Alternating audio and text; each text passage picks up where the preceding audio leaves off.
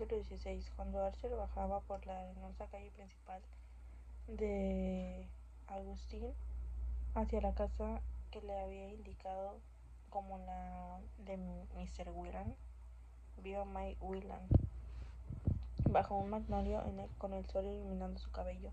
Se preguntó por qué había tardado tanto en ir. Aquí estaba la verdad, aquí estaba la realidad, aquí estaba la vida que pertenecía. Y él, que creía desdeñar las prohibiciones arbitrarias, había temido faltar a su oficina porque la gente podría pensar que robaba unos días de vacaciones. Newland, ¿pasa algo? Fue lo primero que dijo Mike. Archer pensó que había sido más femenino que ella hubiera leído inmediatamente en sus ojos porque había venido. Sí, pasa que tenía que verte, respondió. Los sonrojos de felicidad que aparecieron en el rostro de Mike borraron la frialdad de la sorpresa, y Archer comprendió con qué facilidad se le perdonaba, y lo rápido que hasta la tibia aprobación de Mr. Letterplayer sería olvidada con una sonrisa por una familia tolerante. Por lo temprano de la hora, la calle principal no era el sitio apropiado para saludos que extendieran la formalidad. Archer ansiaba que estar solo con Mike y dejar de fluir toda su ternura y su impaciencia. Todavía faltaba una hora para que el tardío desayuno de Whelan, y en vez de invitarlo a su casa, que le propuso que se caminaran hasta un viejo naranjal situado a la salida del pueblo. El viento esparcía su cabello brillantemente como un alambre de plata sobre sus mejillas bronceadas, y también sus ojos parecían más luminosos, casi descoloridos en su limpieza juvenil. Caminando al lado de Archer con un paso cimbreante, su semblante mostraba la inexpresiva serenidad de una joven atleta de mármol. Para tensos nervios de Archer, en esta imagen era Era tan sedante como el cielo azul y las lentas aguas del río. Se sentaron en un banco bajo de naranjos, y él la rodeó con sus brazos y la besó. Era como beber una vertiente a la que daba el sol, pero al parecer su abrazo fue más vehemente de lo que pasó, porque Mike se ruborizó y echó hacia atrás como si lo hubiera asustado. ¿Qué pasa?, preguntó, sonriendo. Nada, repuso ella mirándolo sorprendida. Ambos sintieron algo turbados, y de la mano Mike se desligó de la de Archer. Era la primera vez que la besaba en los labios, fuera de su beso furtivo. En el invernadero, Bifford se dio cuenta de que ella estaba inquieta, que había perdido su fría compostura juvenil. Cuéntame lo que haces todo el día, él dijo, cruzando los brazos y descansando en ellos la cabeza y echándose el sombrero hacia adelante para protegerse del resplandor del sol. Hacerla hablar de cosas familiares y sencillas le pareció el mejor método para seguir el independiente hilo de sus propios pensamientos, y se instaló a escuchar su trivial crónica de baños en el río, paseos en bote y a caballo, intercalando algunos bailes en la antigua hostería cuando arribaba algún barco de guerra. Había un grupo de gente de Filadelfia y Baltimore, y todos muy agradables, alojados en la hostería, y los de Selfridge. Mary había venido a pasar 3 semanas porque Kate había tenido bronquitis. Estaban planeando tener una cancha de tenis en la arena, pero Kate y Mike tenían raquetas, y la mayoría de los demás jamás había oído hablar sobre ese juego. Todas estas actividades te mantenían muy ocupada, y no había tenido tiempo más que de mirar el pequeño libro de papel vitela que le enviara a Archer la semana anterior, sonetos portugueses. Pero ya se sabía de memoria cómo llevaron la buena nueva de Ghent a Aix, porque fue una de las primeras cosas que él le leyó, y dijo con deleite que Kate Mary nunca había oído nombrar a un poeta llamado Robert Browning. El médico quiere que mi marido esté como en su casa, de otra manera se sentiría tan desdichado que el clima no le haría ningún bien, explicaba todos los inviernos a los compadecidos amigos de Filadelfia y Baltimore. Y en ese momento Mr. Whelan, rebosando alegría ante la mesa de desayuno milagrosamente atestada de las más variadas exquisiteces, le decía a Archer: «Ya ves, querido muchacho, aquí estamos acampando, literalmente acampando. Siempre le digo a mi mujer y a May que así quiero enseñarles a vivir sin tantas comodidades». La inesperada joven se sorprendió tanto a May como a sus padres, pero él pretextó que se sentía al borde de un molesto resfrío, lo que Mr. Whelan consideró una razón suficiente para abandonar cualquier clase de deber. «Tiene que tener gran cuidado, especialmente al comenzar la primavera», dijo, llenando su plato de pasteles de hojuela de un color pajizo y bañándolos en un jarabe dorado. «Si hubieras sido tan prudente a tu edad, May estaría ahora bailando en las fiestas en lugar de pasar inviernos en este desierto con un viejo inválido. Oh, tú sabes que me encanta visitar aquí, papá. Y si Newland se pudiera quedar con nosotros, preferiría mil veces estar aquí que en Nueva York. Newland debe quedarse hasta que se mejore bien de su resfriado». El joven se echó a reír y dijo que recordaba tener algo así como una profesión, pero logró, después de un intercambio de telegramas con su oficina, que su resfrío durara al menos una semana, y la situación tuvo su ángulo irónico cuando supo que la indulgencia de Mr. Little Blair se debió en gran medida a la brillante manera en que su joven colega llevó el problemático caso del divorcio de los Olenski. Mr. Little Blair hizo saber a Mr. Whelan que Mr. Archer había prestado un valioso servicio a toda su familia, que la anciana Mr. Mason Minglot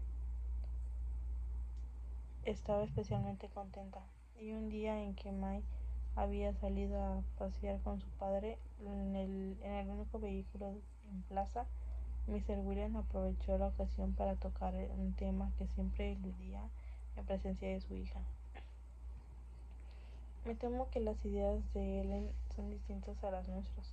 Apenas tenía 18 años cuando Medora Manson se la llevó y regresó a Europa. ¿Recuerdas el revuelo cuando apareció vestida de negro en su baile de presentación en sociedad? Otro capricho de Medora, y esa vez resultó casi profético.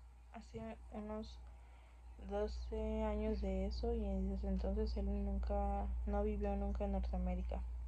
Así que hay que extrañarse de que esté totalmente europeizada. Pero la sociedad europea no es muy proclive al divorcio. La condesa Olenska pensó que actuaba conforme a las ideas norteamericanas a pedir su libertad. Era la primera vez que el joven pronunciaba su nombre desde que salió de Schuylercliff, y sintió que el rubor subía por sus mejillas. Esa es una de las cosas extraordinarias que los extranjeros inventan acerca de nosotros. Creen que comemos a las 2 de la tarde y aprobamos el divorcio. Por eso me parece tan tonto festejarlos cuando viven en Nueva York. Aceptan nuestra hospitalidad y luego se vuelven a casa y repiten las mismas estupideces». Archer no hizo ningún comentario y Mr. Whelan continuó: «Pero apreciamos enormemente que hayas persuadido a Ellen de que olvidara esa idea. Su abuela y su tío Lovell no pudieron conseguirlo. Ambos han escrito diciendo que su cambio de decisión se debe enteramente a tu influencia. De hecho, ella misma se lo dijo a su abuela. Te tiene admiración sin límites. Pobre Ellen, desde niña siempre fue tan voluntarioso. ¿Cuál irá a ser su destino?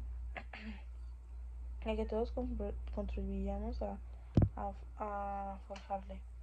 Hubiera querido responder: «Si ustedes quieren que sea el amante de Beaufort en vez de casarme con cualquier tipo decente, no hay duda de que han tomado el mejor camino. Se preguntaba qué diría Mr. Whelan si hubiera dicho esas palabras en su lugar de conformarse con pensarlas. Podía imaginar el súbito de cambio de sus serenas facciones, a las que su habitual control ante sus pequeñeces otorgaba un aire de artificialidad a la autoridad. No, no quería que Mai tuviera aquella clase de inocencia, la inocencia que vende la mente contra la imaginación y el corazón contra la experiencia. Realmente no creo, continuó Mr. Whelan, que si este terrible asunto hubiera salido en periódicos, habría sido un golpe mortal para mi esposo. No conozco ningún detalle, lo único que pido es no saber nada, como se lo dije a la pobre Ellen cuando trató de hablar conmigo al respecto. Teniendo que cuidar un inválido, debo mantener mi mente brillante y alegre. Pero Mr. Whelan estuvo sumamente afectado. Tuvo un poco de temperatura todas esas mañanas. Mientras esperábamos saber su decisión, era el horror de que su hija supiera que tales cosas pueden ocurrir, pero claro, tú también sentiste lo mismo, querido Newland. Todos sabíamos que estabas pensando en May. Siempre estoy pensando en May, replicó el joven levantándose para cortar la conversación. Podríamos verlas esta primavera, incluso pasar Semana Santa en Sevilla, insistió él, exagerando las peticiones con la ilusión de una mayor concesión. Semana Santa en Sevilla y la próxima semana empieza la Cuaresma, exclamó May riendo. ¿Y por qué no nos podemos casar en Cuaresma? Es una broma, mi amor, pero en cuanto pase Semana Santa para que podamos embarcarnos a fines de abril, sé que no tendré problemas en la oficina.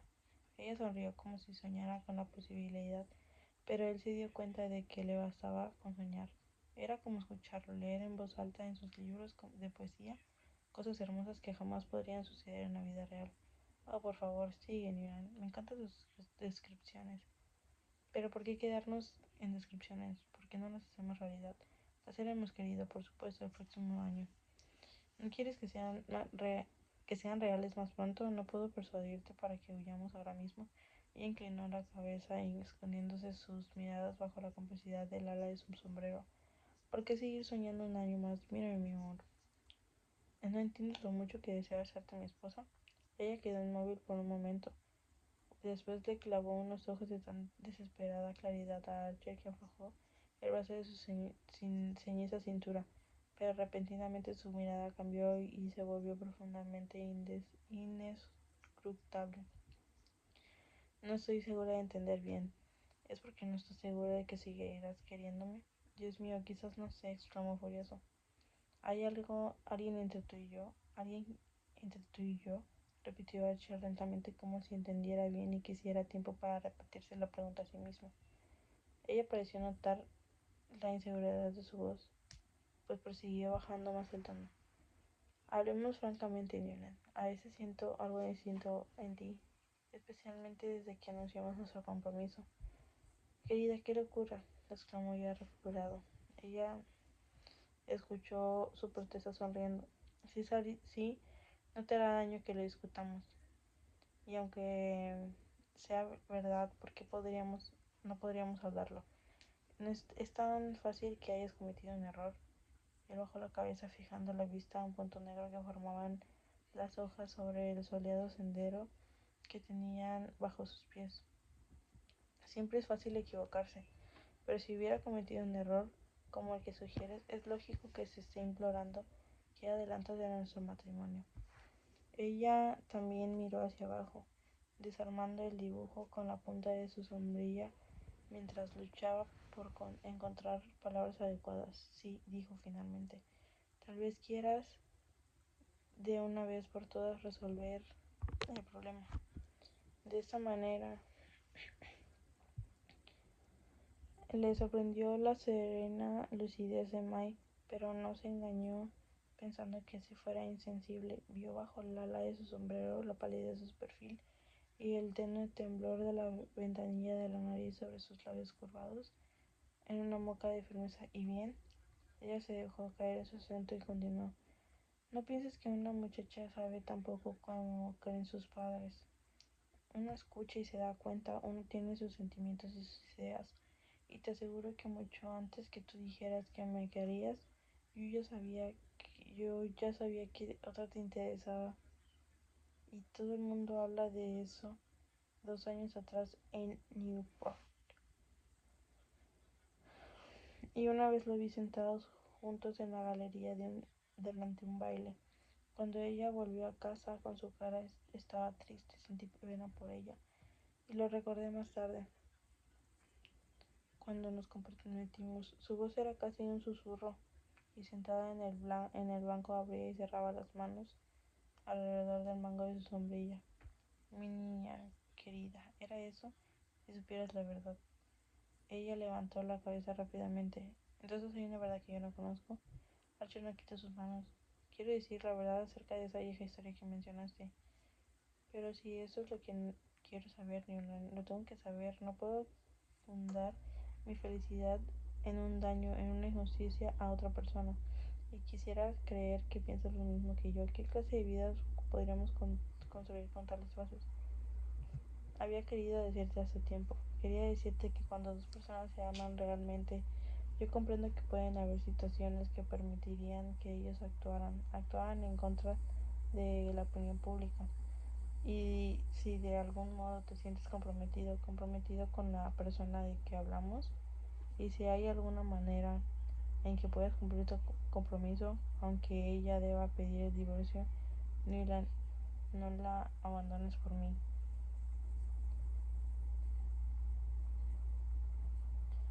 La sorpresa que le produjo descubrir sus temores se refería a un episodio tan remoto, completamente basado como fue el romance con Mr. Thornley Roseworth. Se dio paso a la admiración que le causó la generosidad de su criterio. Había algo sobrehumano en la actitud tan valientemente poco ortodoxa, y si otros problemas no le hubieran presionado, se le habría perdido esa maravilla de prodigio de la hija de los Whelan, insistiéndole que se casara con su anterior amante. No existe compromiso ni ninguna obligación de la clase que tú te imaginas. Esos casos no siempre se presentan de manera tan simple, pero eso no importa. Adoro tu generosidad, porque siento lo mismo que tú respecto a esas cosas. Pienso que cada caso debe juzgarse individualmente, de acuerdo con sus propios méritos, sin tomar en cuenta las estúpidas conveniencias, quiero decir, el derecho de cada mujer de su libertad. Se detuvo asustado del giro que habían tomado sus pensamientos y continuó sonriendo al mirarla. Ya que entiendes tantas cosas, querida mía, ¿por qué no vas ni un poquito más lejos y entiendes la inutilidad de que nos sometamos a otra forma de los mismos estúpidos convencionalismos? Si no hay nadie ni nada entre nosotros, ¿no es un motivo para casarnos rápidamente en vez de atrasar tanto nuestro matrimonio? Ella se sonrojó de dicha y levantó la cara cuando él se inclinó hacia ella, viendo sus ojos llenos de lágrimas de felicidad. Pero en un instante me parecía haber descendido su estatura de mujer para retomar la desamparada y timorada juventud. Y él comprendió que el valor e iniciativa para defender a otros, y que no tenía nada para defenderse a sí mismo. Era evidente que el esfuerzo de hablar había sido mayor de lo que estudiaba la compostura traicionaba, y que la primera palabra tranquilizadora de su novio volvió a ser la de siempre, como cuando un niño se ha aventurado lejos busca refugio en brazos de su madre. Archer no tuvo corazón para seguir discutiendo con ella. Estaba demasiado desilusionado al ver desvanecerse al nuevo ser que le clavara aquella profunda mirada con sus ojos transparentes. May pareció notar su desilusión, pero no supo cómo mitigarla, y regresaron caminando en silencio.